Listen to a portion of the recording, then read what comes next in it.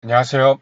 이번 영상은 이 단기 트레이딩을 하는 저 같은 이 스윙 투자자분들이 시장을 어떤 기준으로 바라보고 또 그러한 기준을 가장 간단하게 우리가 파악할 수 있는 이평선을 매매에 활용하는 내용에 대해서 말씀을 드리도록 하겠습니다. 일단 우리 시장이 코스피가 1% 그리고 코스닥이 0.2% 하락, 참 코스피와 코스닥이 상당히 차이가 많이 나게 이렇게 하락을 하더라도 그런 모습이 보였습니다. 그렇다 보니 코스닥 종목에서 좋은 종목들이 있더라도 저 같은 경우는 이 코스피 지수가 워낙에 하락폭이 크다 보니까 매매하기가 코스닥도 상당히 좀 껄끄럽게 생각이 드는, 그렇게 좀 매매하기 쉽지 않은 그런 하루였습니다. 일단 보유 종목도 많이 정리를 하고 좀 현금 비중을 높인 상황입니다. 그리고 보유한 종목들도 뭐 파미셀 21선에서 머리를 이렇게 드는 모습, 그렇죠? 하지만 요 5일 이평선이 일단 저항이 되고 있는 그런 상황, 그리고 우리 선물 지수 미국의 뉴욕 증시의 선물이 우리 시간의 매매 때 좀 하락하는 모습이 나오다 보니까 이 파미셀이란 종목도 시간에서 0.53% 이렇게 하락했습니다. 그래서 저도 내일 좀 약세 흐름이 나오면 손절매 라인을 20일 이평선 거의 한 하단에 2% 정도 떨어지면은 21 이평선에 거의 오기 때문에 요 21 이평선을 손절 라인으로 좀 전략을 갖고 가도록 하겠습니다. 또 경보 제약이란 종목도 오늘 21 이평선에서 머리를 들어서 오늘 좀 접근을 했는데 5% 올랐지만 수익률은 0.16%, 거의 보합 수준이죠. 그렇죠? 그런데 이 종목도 시간 내에서 거의 1%가 빠졌습니다. 하하, 참. 그래서 이 종목은 21 이평선을 손절 라인으로 삼으면은 오늘 종가상으로 한 6%가 넘는 6.8% 아랫부분에 있기 때문에 그러면은 마이너스가 너무 크죠. 그렇죠. 그래서 5일 이평선을 좀 기준으로 손절 라인을 잡고 내일 대응을 좀 하도록 하겠습니다. 그래서 현재는 그 많던 종목 좀 정리를 다 하고 두 종목만 보유를 한 채 지금 현금 비중을 좀 높인 상황입니다. 자, 이렇다 보니까는 제가 이렇게 종목 수를 좀 두 종목만 남기고 현금 비중을 높인 이유, 우리 스윙 투자자 분들은 중장기 투자자들이 아니잖아요. 어떻게 보면 단타도 아니고 단기 트레이딩을 하는, 며칠 몇 주 동안 종목을 들고 가는 그런 매매 형태를 하는 투자자들이죠. 그렇죠? 그렇기 때문에 먼저 스윙 투자자들은 이 부분을 꼭 결정을 하고 매매를 해줄 필요가 있을 것 같습니다. 자, 나는 어디에 더 초점을 두는 투자자인가? 한번 스스로에게 질문을 한번 던져보십시오. 나는 어디에 더 초점을 두는 투자자인가? 1번인가? 2번인가? 이익 우선의 손실 회피보다는 이익 우선에 더 초점을 두는 투자자. 손실이 어느 정도 날 수 있는 종목이지만, 또는 손실이 어느 정도 날 수 있는 주가 지수의 모습이지만, 그래도 나는 이익을 위해서 종목과 시장을 이기겠다는 생각에 매수를 할 수가 있다. 이익 우선. 그렇죠? 두 번째, 이익보다는 나는 이익은 안 봐도 된다. 대신 손실만 안 보면 된다. 그렇죠? 이익보다는 손실 안 보는 것에 초점을 두는 투자자. 저 같은 경우는 여러 번 말씀드렸지만 이 두 번째입니다. 내가 뭐 2%, 3%, 10% 이익을 보지 않더라도 내 계좌가 마이너스 1%, 2%안 나는 것이 더 저에게는 낫기 때문에 저는 손실 회피, 이익보다는 손실이 안 나면은 다행이라고 생각하는, 왜냐하면 저는 좀 다르잖아요. 이 주식 투자로 힘든 시간을 겪어봤기 때문에 수익이 안 나더라도 언젠간 기회가 왔을 때 내 자금을 잘 보존을 하면은 언젠간 기회는 온다. 그래서 시장이 또는 종목이 제가 생각했을 때 오늘 말씀드린 이 특정 이평선을 이탈했을 때는 매우 조심스럽게 또 예민하게 대응을 한다는 것이죠. 그래야 손실을 안 볼 수 있다는 것을 저 스스로는 기준을 잡고 있다는 것입니다. 자, 그렇다면은 매우 간단하지만 제가 이 시장과 종목을 접근을 할 때 매우 조심하는 그런 위치에 대해서 이평선을 말씀을 드리도록 하겠습니다. 그때도 최근 얼마 전에도 요 구간대에서 뭐 인버스도 사면서 뭐 해지에 관련된 내용도 말씀을 드렸습니다. 그렇죠? 여기서는 두 가지였죠. 20일 이평선과 5일선을 주가가 이탈했기 때문에 그렇죠. 하지만 저는 첫 번째로 단기 트레이딩을 하는 스윙 투자자이기 때문에 매우 중요하게 보는 이평선이 요 5일 이평선입니다. 주가가 단기적으로 5일 이평선을 이렇게 하향 이탈해서 주가가 형성되어 있다는 것, 그 위치에서는 저에게는 일단은 시장을 조심스럽게 봐야 하는 그런 시점으로 저는 보고 있습니다. 자, 여기서 우리가 내일 당장 갭이 떠서 뭐 20일 이평선도 돌파를 할 수가 있습니다. 그렇죠? 그렇게 됐을 때 포지션을 매우 많이 줄이고 현금 비중을 높인 저에게는 장 초반 갭상승일 때 많은 종목들이 주가지수가 갭상승하면 종목들도 갭상승할 거잖아요. 그러면 그 갭상승한 부분에 대한 수익은 다 날려버리게 되죠. 그렇죠?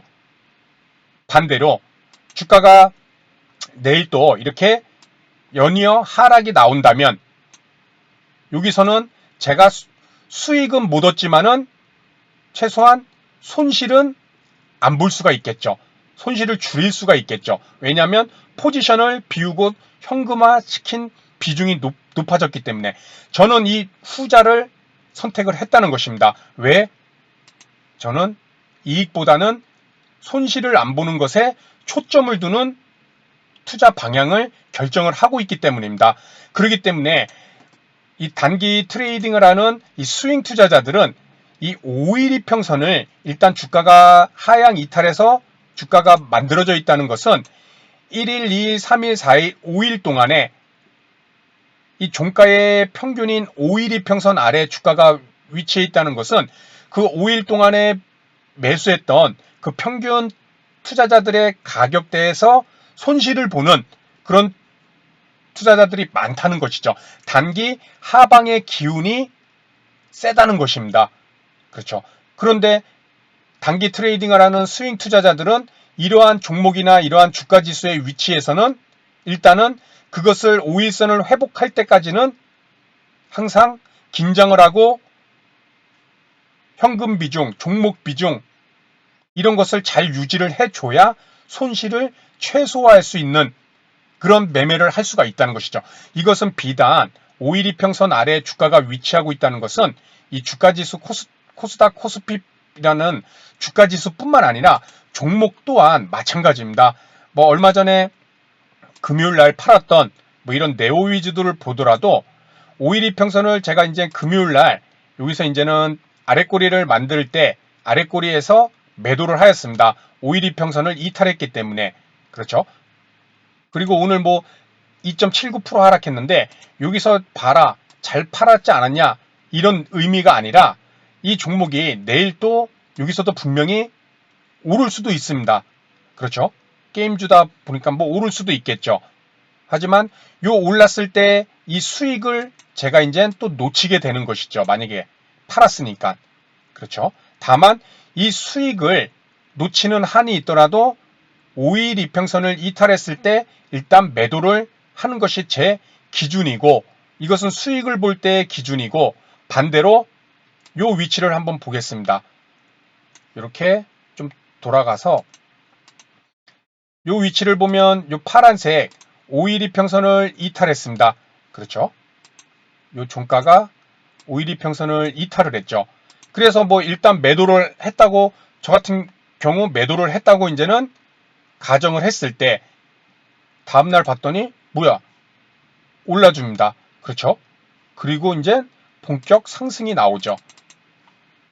이 위치에서 야 그거 5일 이평선 잠깐 깼다고 하루 이렇게 깼다고 팔아버리니까 여기서 이제 수익 못 얻지 않느냐. 그렇죠. 이런 경우도 나올 수가 있겠죠. 뭐 주가라는 움직임이 늘 5일 이평선 깼다고 약세를 보이는 것만은 아니잖아요. 다만 여기서 팔았다고 하더라도 내가 어떤 투자자이냐, 손실을 안 봤으면은 거기에 만족할 수가 있다는 것입니다. 여기서 이렇게 올라주는 경우도 있지만 또 이렇게 5일 이평선 깨고 빠지는 경우도 많잖아요. 그렇죠? 5일 이평선을 일단 하향 이탈하고 이런 구간대가 다 5일 이평선을 이탈하고 다 빠지는 그런 구간대잖아요.